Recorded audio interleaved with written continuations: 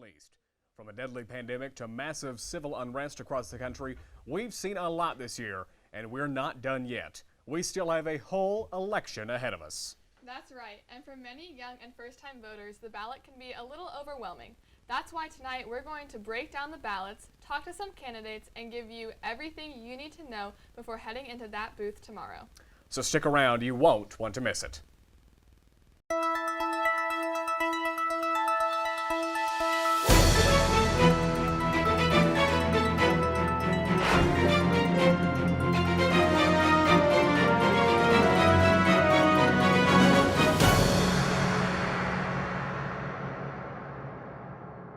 It's a special for first-time voters when they reach I'm Brody Myers.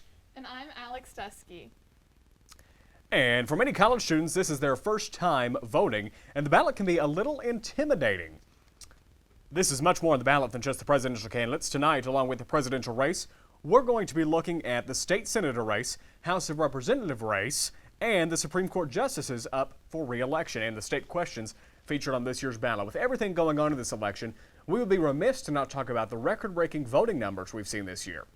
Despite the challenges we face this year with COVID precautions, early voting in America has now surpassed 2/3 of all ballots cast in the 2016 election. More than 90 million Americans have already voted, and Election Day isn't even here yet. With this huge influx of voters, we are reminded of just how important voting is, and for many students, this is their first time voting. Daily O reporter Braden Harper sat down with one student who is excited about the prospect of taking part in America's democracy. For first-time voters when they reach an election where they can make their voice heard. Such is the case for student Wes Maxwell. Well, I came to the United States when I was 4.5. I was born in Canada. Coming here, I grew up in Tulsa, Oklahoma, from then until now. Wes's journey to become a voter is different from other students. First, he had to become naturalized. Well, a lot of the groundwork was actually done by my parents as I was growing up. They applied for and got our permanent resident cards, because after that, you only have to wait and live in the country about 3 or 5 years. After several years of patience and hard work, Wes became a citizen in 2017. This year is the first U.S. presidential election he is eligible to vote in. To be able to vote is, it's kind of exciting, to be able to put forth my own ideals and everything and try and contribute to the larger group. Like many other voters this year, Wes will be casting an absentee ballot. And that's partially due to the coronavirus pandemic and also just a little bit more convenient. Wes is confident in how he is voting this year.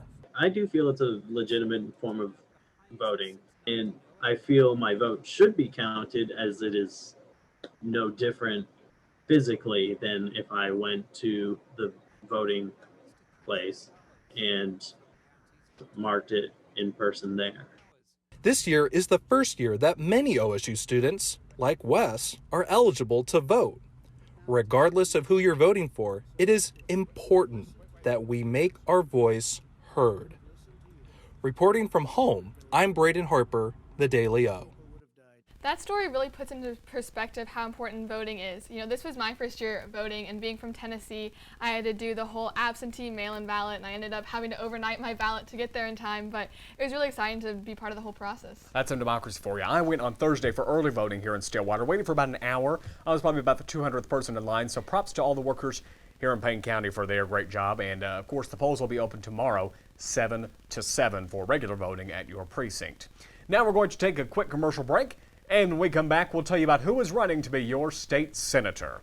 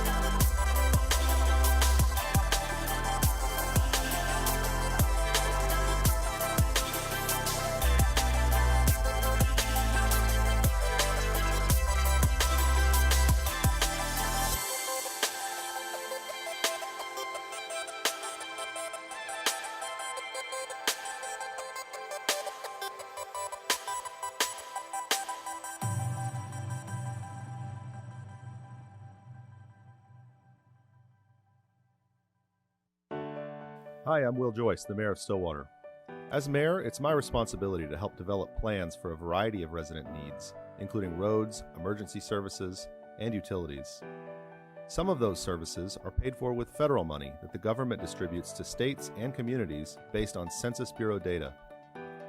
This is your tax money coming back to our community, but if you or your household aren't counted, we lose nearly $1,200 per person to places like Texas, Kansas, and Arkansas. So help bring that money back to local communities by filling out the 2020 census. This year, it's easy to do. You'll receive a postcard in March 2020 with a unique code for your address. Using that code, simply go online, call, or request a paper copy of the census and fill it out. I want to make sure that you and your whole household are counted in the 2020 census. It's important not just to Stillwater, but to all of Payne County. Welcome back to the 2020 ballot breakdown, where we're breaking down the Payne County ballot for the 2020 election. We're going to start off by looking at the state senator candidates on the ballot this year. The candidates in the running are Republican Tom Duggar, who is the incumbent, and Democrat Rick Dunham. Rick Dunham is a decorated Army veteran and fellow cowboy. He graduated from Oklahoma State in 2008 and then went on to serve in Afghanistan. He recently completed his master's degree in international relations and says that his main points he would like to focus on in office are building economic diversity in Oklahoma, cybersecurity, and education. Tom Duggar is the Republican candidate, and he is running for his second term after he ran unopposed back in 2016. Duggar, who is also a fellow cowboy, has been a Stillwater resident since 1979. He has served on the Oklahoma Department of Commerce as well as the OSU School of Accounting Advisory Board. Here at the Oconee Media Group, we reached out to both candidates, but they were not able to schedule a one-on-one interview with us. The OSU SGA, however, did have both candidates for a virtual town hall with the candidates, and we were able to join in and hear a little bit about what the candidates plan to do if elected at 23rd and Lincoln. Let's take a look at that now. The second question is, if elected, what do you plan to accomplish during your term in office? Senator Duggar, you will have 2 minutes to answer, beginning when you do. Thank you very much. Mine is not a situation of what has that I plan to do in this next 2 years. It's a continuation. Not only will there be individual items come up that we will definitely take a look at, and some we will have legislation because of that, but a lot of things are really important. So I wanted to take a few minutes and touch those also. One of the things we created that allowed us to have a teacher pay raise a couple of years ago, followed by a second pay raise of smaller amount, but still significant, was tied to the use tax. We did not have a use tax in Oklahoma, even though many of the states were collecting money, but keeping the money and not remitting it in. We were able to accomplish that with the various entities and provide them with a guideline in which they were able to capture that money and remit to states and cities. That turned out to be extremely important for the cities as we have gone into the pandemic area. Cities rely on sales tax and use tax to be able to run their city government. And this was a big issue to where we were able to solve that. It has become a major source of revenue for collecting the money that was due responsibly for the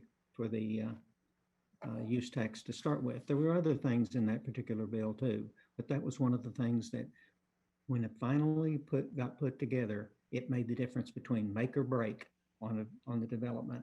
So use tax was very important.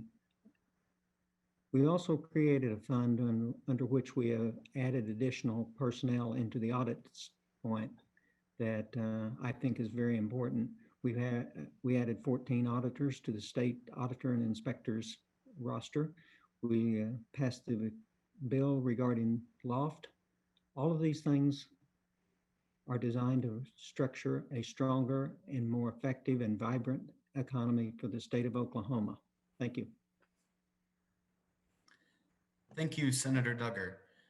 Mr. Dunham, you will now have 2 minutes to answer, beginning when you do. Thanks, Daniel. So Of immediate concern over the next 2 years, general rule of thumb, the second you spend rainy day funds, your number one priority is restoring that rainy day fund back to where it was. Right now, the state of Oklahoma is in many ways kind of like driving without car insurance, not having that backup piggy bank, if you will, to kind of keep ourselves above water in the event of further economic crashes is really going to be the most critical aspect over the next 2 years. Personally, one of the things I really want to get after, and is a key point of my campaign's platform, is expanding Oklahoma Cyber Command's public outreach department, or establishing a public outreach department even. This campaign is unique in that we place cybersecurity and addressing cybersecurity concerns for all Oklahomans as an actual platform issue. First thing I want to be able to do, number one, is help Oklahoma Cyber Command establish a cyber crime tracker, much like what you would see from like the Southern Poverty Law Center's hate crimes tracker, except in this case, now you're looking at cyber crimes that are occurring across the state of Oklahoma, what kind of crime is occurring, and then this will enable average people to know how to protect themselves and where to direct our education efforts. And then that falls into my next piece, which is building an active outreach and education department within that organization. The third thing that I really want to get after is beginning the process of building economic diversity in the state of Oklahoma. I think we all know that we've relied on oil and natural gas pretty much all of our state's history. It has now crashed twice in my lifetime. My end state there, knowing that eventually there would be a legislator who will come up behind me, I want to make sure that they have been set up for success, because I don't feel that I've been set up for success at all. Thanks. And thanks to OSU SGA for giving us the opportunity to hear from those candidates. Now that we've heard from the senators, we're going to take a quick commercial break, but when we come back, Alex is going to tell you all about the Supreme Court justices in Oklahoma on the ballot this year.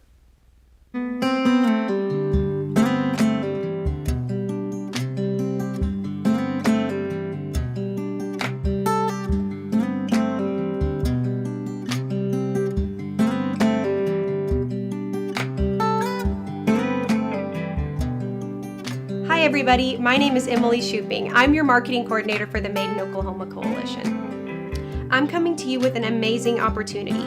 We are teaming up with the Ocali Media Group at Oklahoma State University. We want to tell your story on the following platforms: streaming, newspaper, and digital. This opportunity will not only allow your story to be told locally, but nationally as well. I am so excited for each of you to join in on this tremendous opportunity. This will not only be good for your business, but it will be good for our great state of Oklahoma. You can be expecting an email from me soon with more details about this opportunity.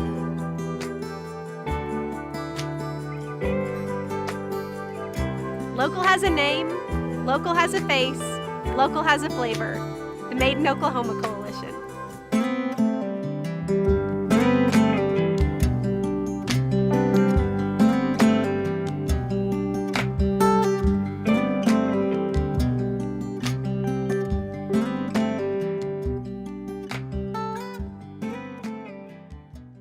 Welcome back to the 2020 ballot breakdown. Now that we've talked about the state senator candidates, let's take a look at the judicial retention section of your ballot. This is where you will vote to retain the current Supreme Court justices that are up for re-election. Oklahoma is one of 2 states that have 2 last resort courts. The Oklahoma Supreme Court rules only on civil cases, while the Oklahoma Court of Criminal Appeals decides criminal cases. So keep in mind that these justices will not be handling any criminal cases. The first justice that you will see is Matthew John Kane IV from District 1. Kane was appointed to the Oklahoma State Supreme Court in 2019 by Governor Kevin Stitt. Kane is a fellow OSU Cowboy. He graduated with a degree in agricultural economics and accounting in 1984 and then went on to earn a law degree for Oklahoma University in 1987.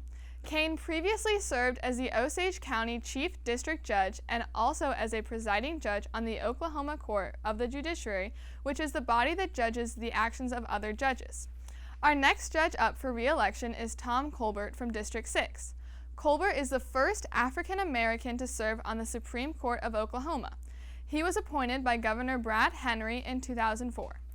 4 years prior, Colbert was the first African American to be appointed to the Oklahoma Court of Civil Appeals. The final judge up for re-election in the Supreme Court is Richard B. Darby. Darby was appointed to the court by Governor Mary Fallin in 2018. Previously, Darby served as a district judge for the 3rd Judicial District for 23 years. He is also a member of the Appellate Division of the Oklahoma Court on the Judiciary.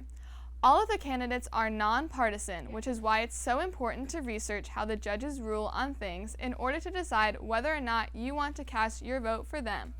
In June 2020, the Supreme Court rejected a petition that wanted to amend Oklahoma laws to make it unlawful to carry a concealed or unconcealed handgun without a license. The court ruled that the petitioner's summary of the ballot measure was legally insufficient to describe what it would do. Justices Darby and Kane both sided with the majority in that ruling, while Justice Colbert recused. In July 2020, the court sided with legislative leaders and ruled that Governor Stitt unconstitutionally exceeded his authority when he entered into gaming compacts with the Comanche Nation. Those compacts included the governor's support for the tribes to engage in sports betting and house-banked card games, which the court ruled were not permitted under Oklahoma law. The vote to declare those compacts invalid was 7-1, with Justice Kane, the only justice appointed by Stitt, casting the only dissenting vote. Justice Darby sided with the majority and Justice Colbert recused. These are just 2 of the many cases these 3 Supreme Court justices have ruled on, so if you're still not sure whether to vote to retain any of these judges, you can visit oscn.net to review all the past Supreme Court cases and decisions. Thanks, Alex. One part of the ballot many people tend to forget about is the state questions. This year, Oklahoma has 2 of them on the ballot, and I went ahead and researched it for you, so you don't have to. Here's everything you need to know about the state questions in 2020.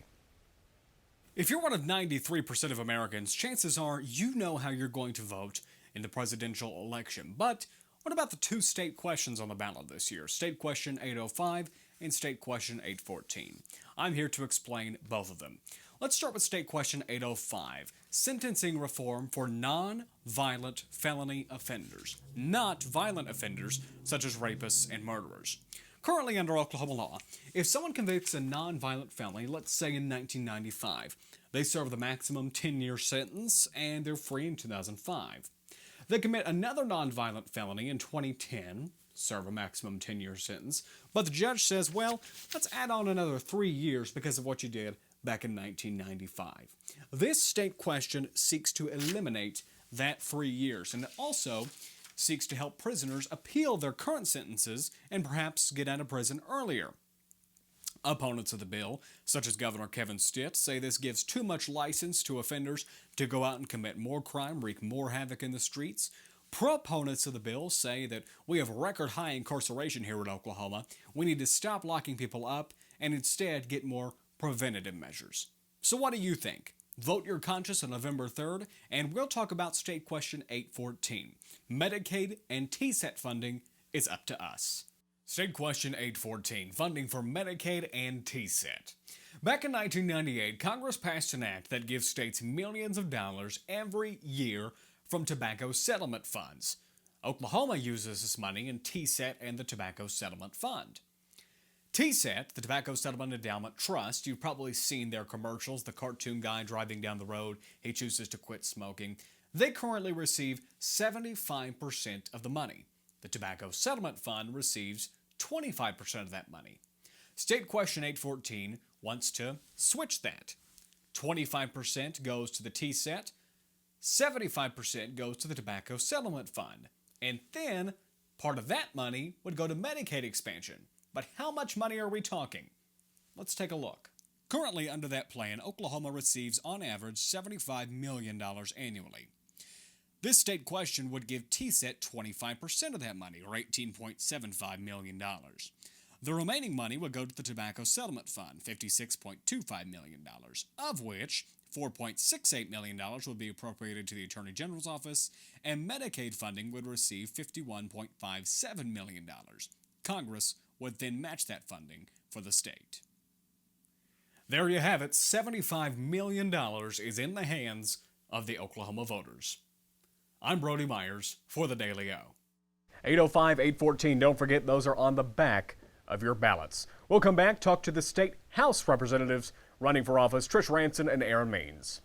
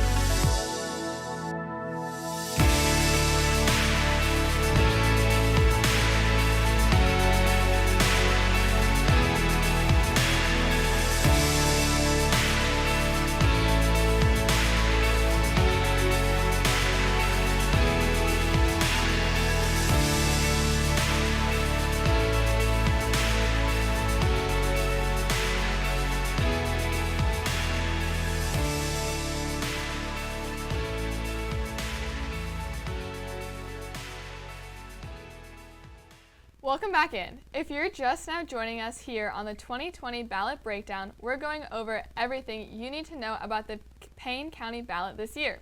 So far, we've heard from the senator candidates and learned about the Supreme Court justices and state questions. Now it's time to hear from the House of Representatives candidates, Democrat Trish Ranson and Republican Dr. Aaron Means. I sat down with both of them to talk about their plans for the elections. First up, we're going to hear from the incumbent, Trish Ranson. Recent letter to the editor that you posted on your Facebook page, a gentleman using you to help with his unemployment benefits. How can, of course, students know that you go and vote on legislation?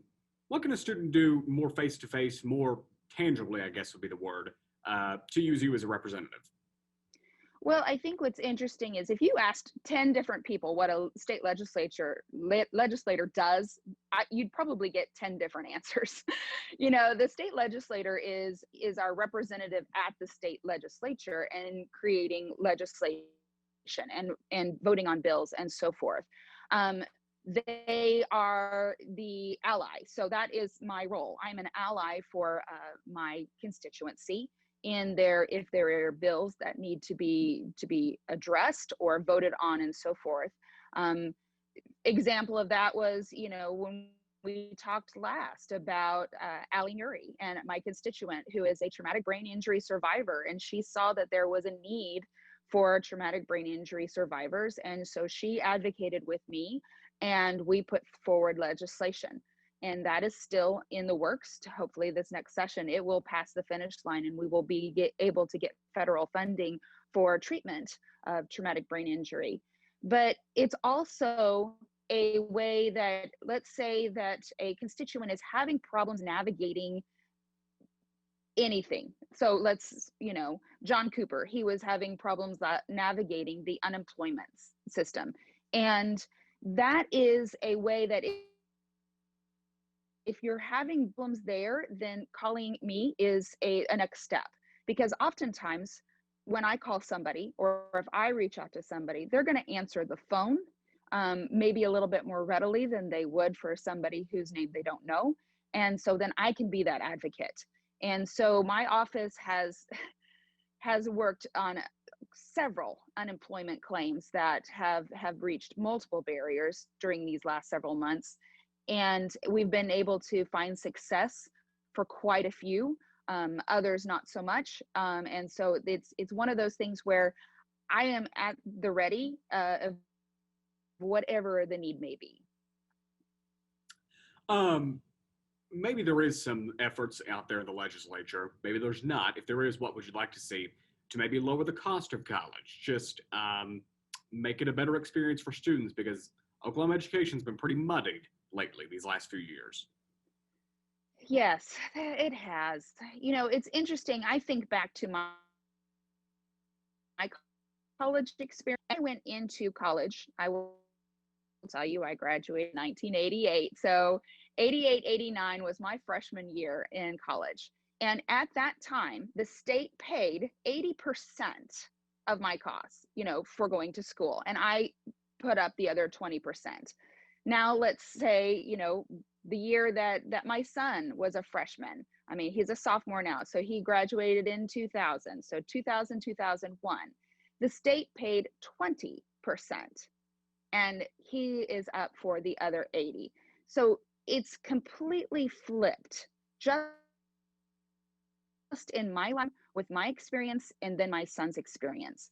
The idea that we can cut corners in higher ed, that tuition can pay for things, is gotten to the point now where higher ed is almost out of reach for quite a few Oklahomans. And that is something that is short-sighted, because as we look down the line of jobs that are going to be necessary for our economy to boom, we need individuals with a higher ed degree. And it doesn't mean that that's all we need. We absolutely need trade as well. And career tech is underfunded. Our public schools are underfunded. And, it's all down that pipeline. And we need to make sure that we are investing in every stage of education down the line, because we are going to need that for our future. And we can't lose sight of the long term.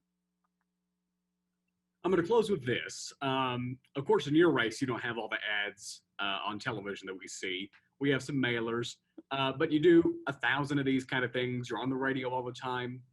If someone goes to the polling place and one thing sticks in their mind to vote for you, what would that one thing be? The one word that I use to describe myself is compassion. It's not just my way or the highway. It is, let's listen to everyone. Let's make sure that our decisions take everyone's opinion into account, and then makes the best decision for Stillwater and Oklahoma. And I believe that is something that I do. I strive for that every day, always making sure that folks who reach out to me, I have an open heart and an open mind.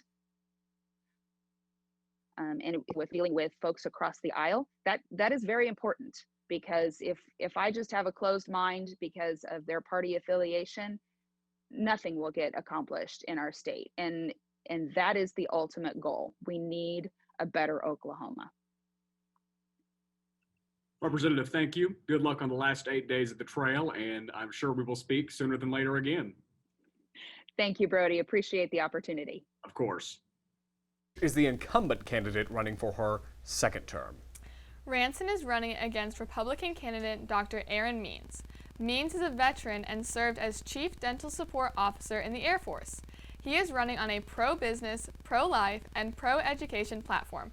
Let's see what he had to say about his campaign. Policy-wise, not necessarily specific bills, because we don't know if those are going to be on the floor next session.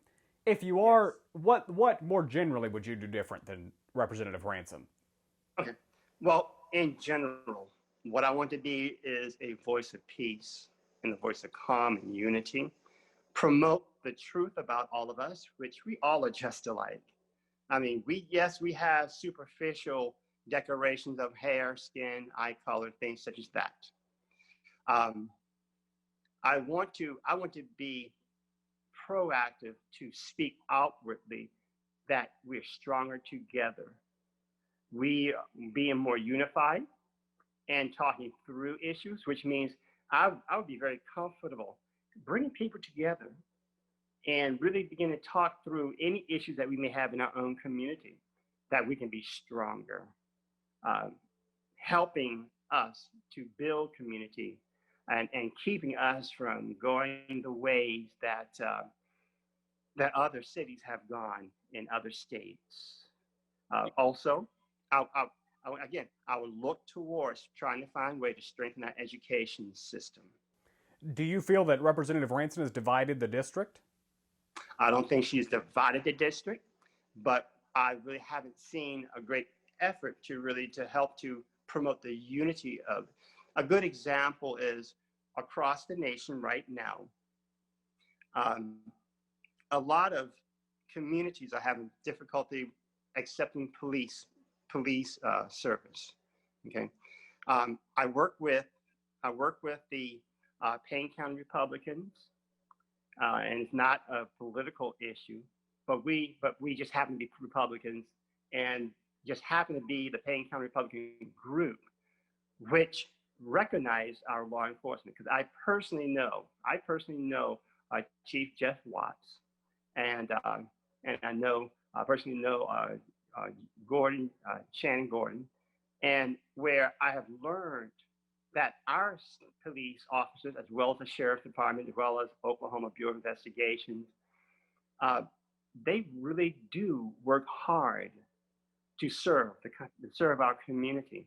But not only that, but I personally are involved in a lot of other service organizations, such as I volunteer Our Daily Bread. I mean, I go down and I actually push the cart to help individuals get their food that they're going to take home, as well as I've worked with, and this is all before the pandemic hit, with the First United Methodist Church free dinner, where my job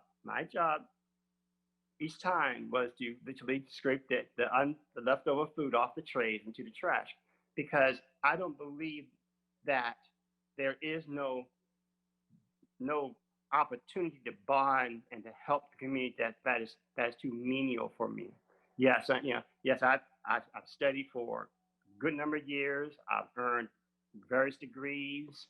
I've supervised literally hundreds of people. I've managed millions of dollars for the federal government, but scraping food off a tray is not too menial for me to do when I know I'm helping people, when I know that I'm doing good for the people that I want to serve. And it made no difference whether I was running or not. I've always been ready to serve. I'm going to close with the same question that I gave your opponent. What would you want the very one thing to remember for a voter in the ballot box? About me, he said? Okay. That I have a heart and a passion. And my passion is to see our community stay together and grow economically. Small businesses grow, medium-sized businesses. There are a lot that are hurting. And there are small businesses that have closed down because of the pandemic. I have a passion for our children. And it's not just in words, but in action. And that's the reason why I help, like I said, with Our Daily Bread and with the United Methodist Church. And I have a passion for people in general. I want to see our community flourish. I want to see our education system get stronger. I want to see people come together and stay together, not seeing us as Black, white, Hispanic, but we're just people. We're human beings. And all lives, every life, all lives matter. And those are the principles that I will serve our community on. Because when we see each other as one, then we are less likely to have elements to come in and move us in the direction that other cities have seen. Well, Doctor, it was a pleasure to meet you. Thank you for sitting for that interview. Went a little longer than I expected, but got some good answers in, and stay safe on the trail. Just a few days left. I will, and thank you very much for this opportunity. Thank you again to those candidates for the opportunity to sit down. Well, we've made it through the local sections of our ballot, so I guess that means it's time to turn our attention to the presidential race. After this commercial break, Ian Nickel is going to go over the Electoral College, and tell us the surprising states that could be determining factors in tomorrow's election.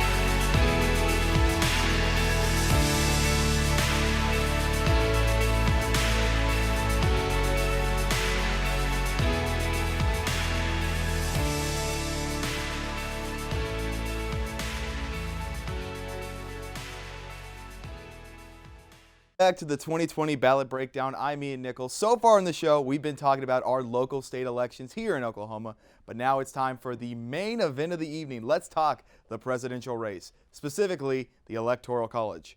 I'm sure many of you know, but for those who don't, the Electoral College is the system we use to determine how the president gets chosen. Each state is given a certain amount of electoral votes based on their population. For example, here in Oklahoma, we have a smaller population, so we have been given 7 electoral votes. Historically, the majority of Oklahoma votes Republican. So on Election Day, as long as the majority of Oklahomans vote Republican, all 7 of our electoral votes will be cast for Donald Trump. In total, there are 538 electoral votes. So in order to win the election, a candidate must get at least 270 votes. This is why swing states are such an important part of the election. I've picked out a few states that I think are going to be the determining factors in the election. So if you take a look here, we have a couple of states I'd like to get to. There's Arizona, Texas, Florida, Georgia, Pennsylvania, and Michigan. There's been a lot of talk about Texas being potentially blue with certain celebrities, Joe Rogan, Elon Musk, and businessmen all going down from California to Texas. I don't think that's going to be as big as a problem as they're making it. I think that they'll still remain red, but that's something to look out for in the future. Same with Georgia. Georgia has been one of those states where Atlanta has been the cultural hub of the South, and then that cities normally vote blue there. And there was a tight governor race in 2018 with Stacey Abrams and Brian Kemp, which Kemp won. That could be a factor going into the 2024 election and beyond. But as of now, I think Georgia's going to remain red here. We'll talk about Arizona real quick. Arizona is probably one of those states that we have no idea about. NBC News and Marist have a 48-48 tie. In all 5 polls on 2017 to win since November, all but one falls in the margin of error. So this could go either way. There's a big Senate race as well between Mark Kelly and Republican incumbent Martha McSally. I think this one is going to remain red as well, but you never know. The polls, now with the polls, they don't mean everything, but they can tell us a lot about how a state is going to vote. Florida is always a big one when it comes to the Electoral College. In 2000, we saw George W. Bush win by a total of 537 votes against Al Gore in 2000. There's a UFC fighter by the name of Jorge Masvidal. If you haven't seen his flying knee against Ben Askren, it's a sight to see. But he's been supporting Trump, and he's been on a couple of campaign stops with him. I don't know how much that's going to factor in, but we've seen some exit polls, and they've been favoring toward Donald Trump. So that could mean that Florida goes back to red like they did in 2016. So that puts us at 260 electoral votes for Donald Trump and 242 for Joe Biden. It's all going to come down to these 2 states right here, Michigan and Pennsylvania. They've been at the center of controversy in the past couple of weeks. Michigan with their governor, Gretchen Whitmer. She's been criticized for the way she's handled the coronavirus lockdowns, leading to a lot of protests, some protests near the Capitol as well. And Trump won by 10,704 votes in 2016. Will that happen again? Will Biden be able to flip it? Who knows? We'll definitely see when Election Day comes, but that's going to be a big factor. The final one, I really think this one's going to be who determines who wins the election, is Pennsylvania. Pennsylvania has had a couple of riots break out because of the death of Walter Wallace Jr. I don't know how that's going to impact the rest of the state, but that's happening in Philadelphia, which is Pennsylvania's most popular city. Also, one thing to note, the Pittsburgh Post-Gazette endorsed Trump. This is the first time they've endorsed a Republican candidate since 1972. Half of your parents probably weren't alive back then, 48 years ago, which is very impressive. So if we look back on history's sake, in 2016, CNN, the Cook Political Report, electoralvote.com, NBC, and the Crystal Ball all had Hillary Clinton winning that night. That's what they predicted before election night. They had it as a lean Democrat. But Trump won barely by about 44,000 votes. So, with that being said, in 2020, the last 10 polls that have been conducted, according to 2070towin.com, Biden is winning in 7 of them, Trump with 3. Is history going to repeat itself tonight? Because it could be the difference between a red victory or a new president. We're going to take a quick commercial break. We're going to have our roundtable, moderated by Brody Myers, coming up next.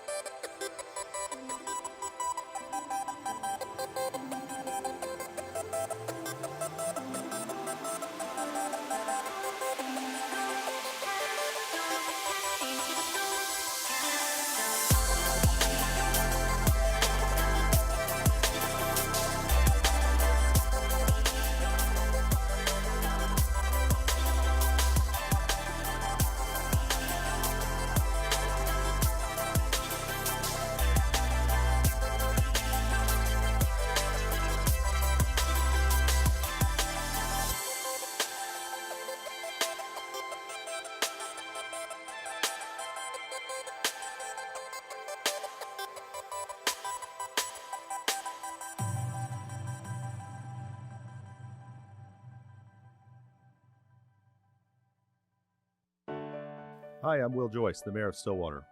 As mayor, it's my responsibility to help develop plans for a variety of resident needs, including roads, emergency services, and utilities. Some of those services are paid for with federal money that the government distributes to states and communities based on Census Bureau data. This is your tax money coming back to our community, but if you or your household aren't counted, we lose nearly $1,200 per person to places like Texas, Kansas, and Arkansas. So help bring that money back to local communities by filling out the 2020 census. This year, it's easy to do. You'll receive a postcard in March 2020 with a unique code for your address. Using that code, simply go online, call, or request a paper copy of the census and fill it out. I want to make sure that you and your whole household are counted in the 2020 census. It's important not just to Stillwater, but to all of Payne County.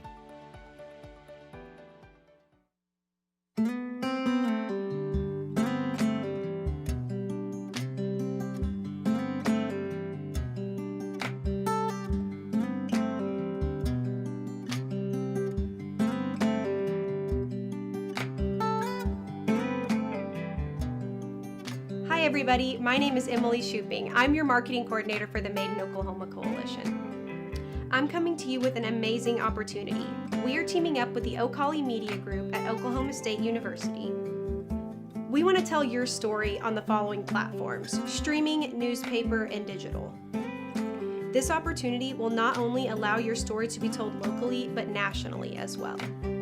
I am so excited for each of you to join in on this tremendous opportunity. This will not only be good for your business, but it will be good for our great state of Oklahoma. You can be expecting an email from me soon with more details about this opportunity.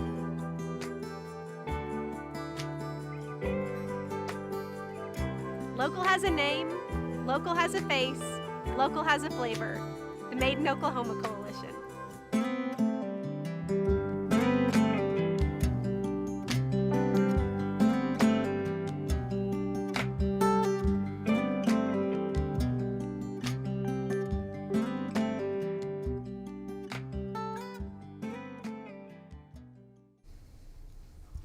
Welcome back to the 2020 ballot breakdown. Tonight we've gone over everything you need to know when you head into the voting booth tomorrow. But now, well, there's one last thing that we are going to cover. It's the roundtable. The topics and questions for this roundtable were chosen by me and have not been approved by anyone at this table or any of the production staff for this newscast tonight. Joining us for the left side of the aisle is J.D. Barnes. He is the president of the College Democrats here at Oklahoma State. And also with us is Jared Rotow from the Ocali Media Group. On the right side of the aisle, we have Alex Dusky and Parker Terrell. Let's start with, I guess, something that can go both ways. The vice presidential candidates for both of these people. They're one heartbeat away from the presidency. They have to be ready to take over the presidency at a moment's notice without any margin for error. Kamala Harris for the Democrats, Mike Pence for the Republicans. Why is Kamala Harris ready to be in the Oval Office today? Would you like to take that? Okay. Well, Kamala wouldn't be my first pick, but to a certain extent, you can't deny that she has been a successful member wherever she's been. She has been very successful. And to a certain extent, she does check a lot of the boxes that are popular within the Democratic Party. Some of these may not be, the most specifically pragmatic approaches. I don't specifically love her policies, but you have to admit she is the first female and the second black candidate ever to be on a major ballot. That's still like a monumental thing. That within minority groups and specifically females, that is going to be some sort of carry for Biden. But does that qualify her to lead the free world? No, but does it qualify anybody? At a certain point, we are choosing between bad options.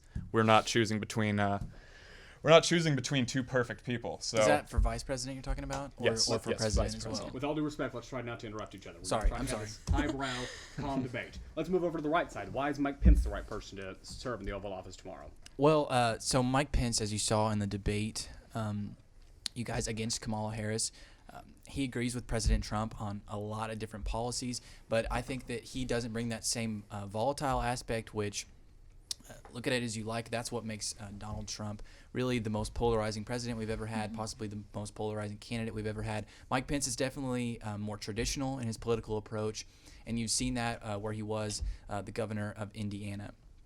You can also say, Pence does have the experience now, being here with 4 years of experience. And can I touch on something that Jared said? Sure. You mentioned, being African-American and a woman. The argument can be presented, is she just a token? Is the Democratic Party just putting Kamala Harris in that position to appeal to more voters? Yeah, so I have a question also to my Democratic colleagues here. So would you classify Joe Biden as more of the moderate option and maybe taking Kamala Harris as more, who's further left? Or would you say that they, maybe thinking of someone like Amy Klobuchar to keep, more moderate voters alive? 20 seconds. I'd suggest that the choice of Kamala Harris was definitely a choice to sort of shore up the liberal base of the Democratic Party, but it's also a signal that Biden is not necessarily aligning himself with certain social movements, with Black Lives Matter, with other things. It's a sign that it's sort of a way for Biden to disassociate himself from allegations that his movement or his party are associated with, like rioting or with violence, by picking a former prosecutor, while still acknowledging the pain of people who may be attracted or involved with those movements, by picking someone whose life experience would lend itself to addressing the variety of issues they raise. I'm going to give you the opportunity to say anything you want about Pence. Well, do you guys think that someone who has as abhorrent to social views as Michael Pence does, being especially pro-gay conversion therapy camps, do you think that is someone who should be allowed to be the moralistic backbone of our nation should something happen to Donald Trump? Well, I think the moralistic backbone is not determined strictly by the president. That can be determined with the legislative branch and the judicial branch as well. But Mike Pence hasn't enforced any of his specific policies in regards to conversion therapy as vice president. He hasn't, pushed President Trump to make that something that's more prevalent across the nation. So I think that while he has had that background in the past of supporting that conversion therapy, which is something that the Republican Party does not in itself support, I don't think that he's going to push that to the forefront, especially if he were to become the leader of the free world. I want to move on to another topic. We're going to get some more pointed things at both parties. I want to pose this one to you as the president of the College of Dems, because this is on the Democratic platform. Joe Biden wants a public option for health care. He's floated $15,000 for down payments on mortgages. He said he wants a $15 minimum wage. He wants free college. He says he's not going to raise taxes on anyone making less than $400,000 a year. Hoover Institution report at Stanford says they think middle-class people are going to get $6,500 in additional taxes. Why should a middle-class American, let's say living in Stillwater, Oklahoma, Grand Rapids, Michigan, Scranton, Pennsylvania, vote for that and take that risk? You want me to go? Well, yes. You just acknowledged me. Yeah, my bad. So I'd say that a middle-class American ought to vote for Biden even in these conditions, because ultimately all of those things are good for the country. Even if you don't directly benefit from a $15 minimum wage, you do benefit from increased amounts of money in workers' pockets, because that money goes it stimulates spending and it stimulates participation in the economy, which ultimately boosts the amount of jobs that we can have across this country. I think people who don't necessarily... Is it worth having 10% of your income taxed? An additional 10%? Can I answer that? I think that absolutely, because Biden despite his more moderate leanings specifically, he does have the most liberal healthcare plan of all time, by far. And so to a certain extent, you're talking about the middle class paying slightly more in taxes, but what they are paying slightly more in taxes, they are paying less in healthcare. A middle-class citizen making $60,000 a year, a $6,500 tax increase would be 10% additional taxes. I don't think that's slight. That's not not taking one side or the other. That's just math. Yes, but also many occupational healthcare plans are more than 10% of your yearly salary. Like, at a certain point, you're saying, like, if you spent $8,000 less on healthcare a year, but you were taxed $6,500 more, that is not you being taxed more. That is you saving $1,500. 5 because seconds then to you're close not it out. paying for your tax. I would suggest that people who don't necessarily see who might see increases of their taxes ought to also consider what that money goes to pay for. The fact of the matter is that these things benefit our society as a collective. They stimulate the economy and they create new jobs. Do we have a rebuttal to that? No.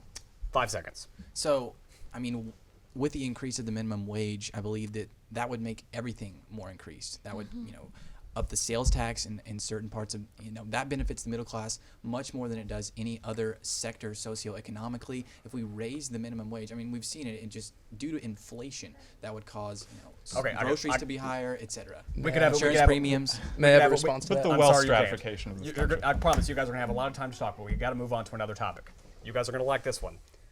230,000 Americans dead on Trump's watch. I know it's not his fault that COVID came, but how should you defend that to a moderate voter? I think that, I'm not saying that it's good that people are dying. I don't want that to come across this way, but you have to weigh the benefits. Within the last month, there have been more suicides and car accident deaths than there are COVID cases just across the country. And, Joe Biden has such a strict COVID policy that if he were to be elected, have a federal mask mandate across the country. And if you look at the states like New York, California, that have Illinois, Michigan, that haven't reopened, they're still having the excessive amount of COVID deaths, and their economies are still suffering. The students are still not in school. Parents are not working. And you just have to look at it in the big picture and say, is all of this worth it? Risking our economy, our jobs, our lives for... Parker? Well, going back to what President Trump's response to COVID-19. I mean, Joe Biden was on record saying that he would have, kept the country open even longer. He was criticizing President Trump with closing down the country because of the lack of information. And while that is true that there was a lack of information regarding COVID-19, regardless of what the president was told, the president's told a lot of things that we don't ever hear about or don't know about. So he made that executive decision to shut down the country, back in March or April. So I believe Joe Biden, it would have been even a more deaths, a harsher response. Thank you, Parker. Got to stop you there. Yeah. I'm sorry. 20 seconds. I've got to interrupt both of you because we've got a lot of topics to cover this short amount of time. 20 seconds, hard and fast. I would suggest that is a mischaracterization of Joe Biden's position because Donald Trump, we know from I believe it was Woodward, that he knew that the virus was airborne as early as February 7th, and yet he didn't shut down the country until March or April. Joe Biden wasn't privy to that information. He wasn't privy to all kinds of information that Donald Trump was. We got to leave it there. We got to move on to another important issue. The Supreme Court. Amy Coney Barrett confirmed easily in the Senate on, well, I say easily, but it was along party lines. It was really never a doubt that she would go to the court. Democrats, first, yes or no, do you support packing the Supreme Court? Yes, absolutely. Yes or no? I mean, it depends on the alternatives, Merrick I guess. Garland made I think it so that's there's one no of option. I would suggest either packing the Supreme Court or coming up with a new system. Okay. Over here. Why is Trump's Supreme Court picks the reason people should vote for him? I mean, throughout history, there's been, more left-leaning justices throughout the Supreme Court, and the Republicans didn't suggest packing the court. So just because, the Supreme Court is as conservative as it's been in a long time doesn't mean that fundamental, we would have to amend the entire Constitution to create a Supreme Court packing, upend our entire, judicial and political foundation just for that to happen. And I don't, again, it's not been that way in the past, so I don't understand why I'm it going to needs ask to be two changed. challenging questions here. Were the Republicans hypocritical on Merrick Garland? Honestly, I don't know how to answer that. Absolutely. Without a doubt. Without a doubt. I think the Democrats would have done the same exact thing. Hold on. If the Democrats pack the court, are the Republicans the next time they're going to take office just not going to do the same thing? It's just going to be 15, 30, 100, 50. Well, that's why I'd suggest we come up with a new system entirely, because ultimately that is a real rational Do you think Joe Biden can do that in possibility. 4 years? No, I don't think Joe Biden can, because he's No. the president. That's a constitutional Fair amendment enough. that comes through the legislature. Everyone, I would love to get into a lot more questions. We could do this for an hour. I know we could, and I've got 1,000 more questions in the back of my mind. But unfortunately, we only have a limited amount of time. Thank you to J.D. Barnes, Jared Rota, Parker Terrell, Alex Dusky. We got as much substance in as we could in 10 minutes. And I believe we are going to... All right.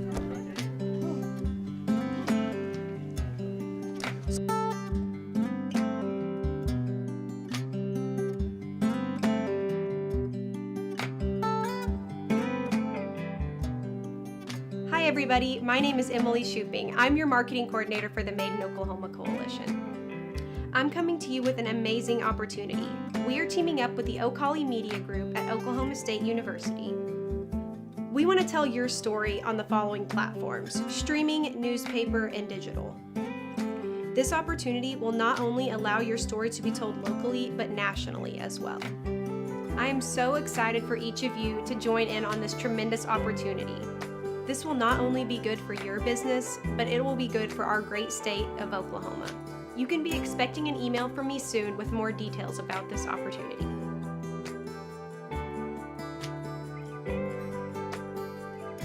Local has a name, local has a face, local has a flavor. The Made in Oklahoma Coalition.